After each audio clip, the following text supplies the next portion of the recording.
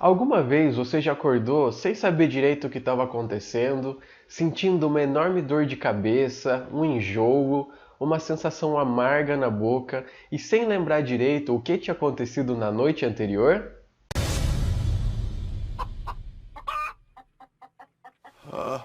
Como você já sabe, isso é o efeito do álcool, que no começo nos deixa um pouco mais desinibidos e eufóricos,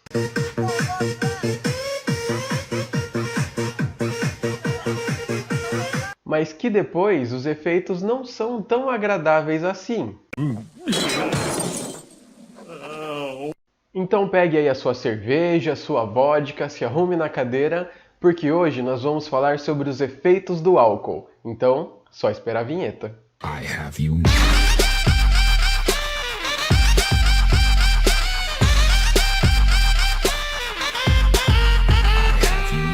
Para entender melhor como o álcool age em nosso corpo, nós vamos dividir esse vídeo em 4 partes. Primeiro, como funciona o metabolismo do álcool e a importância do fígado nesse processo. Segundo, por que quando nós bebemos álcool nós ficamos mais desinibidos e às vezes começamos a perder o controle motor. Nós também vamos falar sobre a desidratação, aquela vontade aumentada de ir no banheiro que dá quando a gente começa a tomar álcool. E por último, a nossa querida ressaca. Nós temos que entender que o álcool é uma droga lícita, mas o fato de ser lícita não diminui os impactos causados em nosso organismo, tanto o impacto agudo quanto crônico. Quando nós ingerimos álcool, ele é absorvido tanto no estômago quanto no intestino delgado. E aquela história que se você beber sem comer o álcool sobe mais rápido é verdade, porque se o estômago estiver vazio, a velocidade de absorção do álcool é mais rápida. Do álcool que nós ingerimos, 20% cai direto na corrente sanguínea e 80% vai para o fígado para ser metabolizada. No fígado, nós temos umas enzimas chamadas álcool desidrogenase, que vão transformar a molécula de álcool em acetoaldeído, que na verdade é até mais tóxica que o álcool. E só depois que essa molécula tiver sido transformada em acetoaldeído, é que no próprio fígado ela vai ser transformada em ácido acético, que aí não é tóxico para o nosso organismo. Então veja que o álcool não é metabolizado direto. Ele primeiro se transforma em uma outra substância que é ainda mais tóxica, e aí o fígado tem que lidar com essas duas substâncias, o álcool e o acetoaldeído, para transformar tudo em ácido acético. Mas o nosso fígado tem um limite de carga de trabalho. Ele só consegue metabolizar 10 gramas por quilo por hora de álcool. Se você ingerir mais do que essa medida, o nosso fígado não consegue metabolizar e essa parte que está excedente, que está sobrando, ela vai para a corrente sanguínea e, consequentemente, vai chegar no nosso cérebro. E para você ter uma noção dessa dose, 10 gramas por quilo por hora significa mais ou menos uma latinha de cerveja por hora, ou então uma taça de vinho por hora. E me responde, quando você vai para a festa, vai no open bar da faculdade ou vai sair beber com seus amigos, você bebe no máximo uma latinha por hora? Não, você não vai beber só isso, você vai beber muito mais. E aí o que vai acontecer é que esse álcool em excesso vai parar no nosso cérebro. E aí, meu amigo, a gente vai para a segunda parte da aula. Quem era tímido já está dançando em cima da mesa, quem era introvertido já está amigo de todo mundo. Tem muitas pessoas que já estão se declarando, falando que ama o amigo, que nunca vai abandonar, ou outros que entram numa bad e começam a ouvir um sertanejo e começam a chorar. Mas por que tudo isso acontece? O álcool vai afetar o nosso sistema nervoso e vai agir nos nossos neurotransmissores. Nós temos alguns tipos de neurotransmissores. Os neurotransmissores inibitórios, como o GABA, e os neurotransmissores excitatórios, como o glutamato.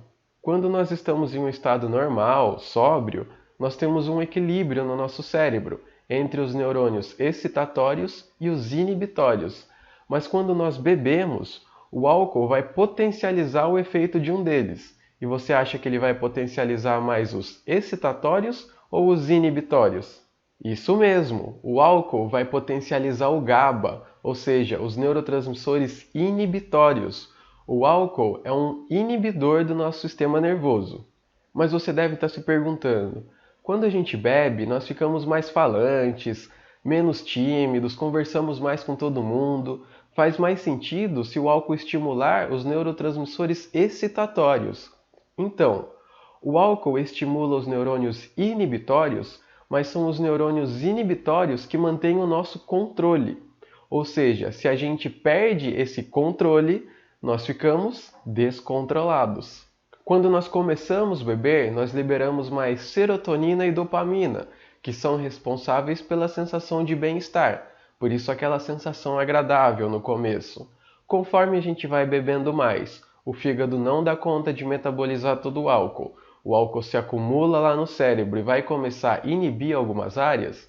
A primeira área que ele vai inibir é a área do nosso córtex cerebral, principalmente o córtex pré-frontal, que é responsável pela nossa tomada de decisão.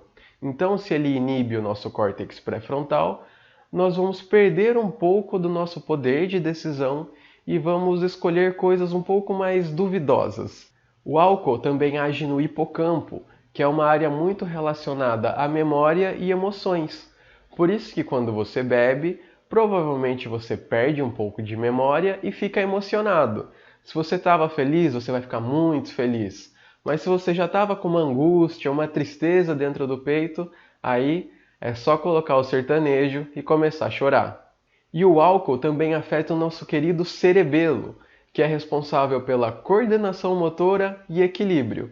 E aí eu acho que essa parte não precisa nem explicar o que acontece, né? Mas e aquela vontade de ir no banheiro?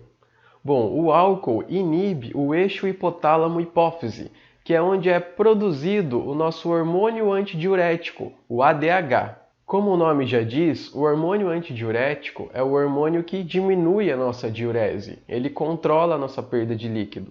Se nós vamos inibir esse hormônio, nós vamos eliminar mais líquido. Durante a filtração renal, nós vamos perder mais água e vamos começar a ir mais ao banheiro. Tanto que quando a gente vai ao banheiro porque a gente está bebendo muito, a urina ela sai mais clarinha, porque ela tem mais água e está menos concentrada. E essa perda de líquido em excesso já é tópico do nosso último assunto, a nossa querida ressaca. A ressaca é causada principalmente por 3 fatores. O primeiro é a desidratação, que nós já acabamos de ver o mecanismo. Então, se você acordar muito mal no outro dia, lembre-se, tome bastante água, bastante líquido. O segundo fator que causa ressaca é a intoxicação do nosso cérebro pelo acetoaldeído, aquele produto entre o álcool e o ácido acético, produzido no nosso fígado. Algumas pesquisas mostram que aquele comprimidinho, aquele remedinho que a gente toma antes de beber, não tem nenhum efeito em acelerar o metabolismo do álcool no nosso fígado. Pelo contrário, isso pode até piorar a ressaca, porque se você toma esse remédio, você se sente mais confiante, você acha que pode beber mais e bebe mais, e aí a ressaca vai ser pior. O terceiro fator que contribui com os sintomas da ressaca é a hipoglicemia, pois o fígado é o órgão que controla os níveis de glicose no nosso sangue nos períodos de jejum, mas ele vai estar muito ocupado metabolizando todo aquele álcool que você bebeu. Então, ele não vai fazer essa parte do trabalho dele de forma tão eficiente. E é por isso que em casos mais graves, a pessoa precisa ir para o hospital tomar glicose na veia. Mais algumas observações sobre o uso do álcool. Será que misturar diferentes tipos de bebidas piora a ressaca? Na verdade, não. O que influencia o nível de ressaca é o nível de álcool. Então, se aquela pessoa já vai para a festa querendo misturar, querendo enfiar o pé na jaca, ela vai beber mais do que outra pessoa que saiu para ficar mais tranquila, só para beber cerveja ou vinho. Então, a culpa da ressaca não é porque misturou muito, mas sim porque bebeu muito. E a última observação, será que ingerir álcool com energético diminui a embriaguez? Na verdade não. Isso diminui a sensação de embriaguez, o que é muito perigoso, porque a pessoa ela já está bêbada, já está com reflexos e tempo de reação comprometidos, mas ela acha que ela está bem, o que faz ela continuar bebendo ou, muito pior, achar que ela está apta a dirigir. Então, se você quiser beber, quiser ir para um open bar e meter o pé na jaca, vai, bebe, aproveita. Mas leva com você aquele amigo, aquela amiga, fiel escudeiro, que sempre está ali segurando sua cabeça nos momentos difíceis. Isso vai fazer você beber, só que vai ter alguém para te ajudar a voltar para casa. E se você for beber, não dirija, porque pequenos níveis de álcool no sangue já causam um impacto no nosso organismo, que muitas vezes a gente não percebe. Então, manda esse vídeo para aquele seu amigo, aquela sua amiga que está precisando aprender um pouco mais sobre o metabolismo do álcool e os efeitos do álcool no nosso organismo. Se você ainda não é inscrito, se inscreva, deixe o seu like no vídeo e lembre-se, se você for dirigir, não beba, mas se você for beber, me chame.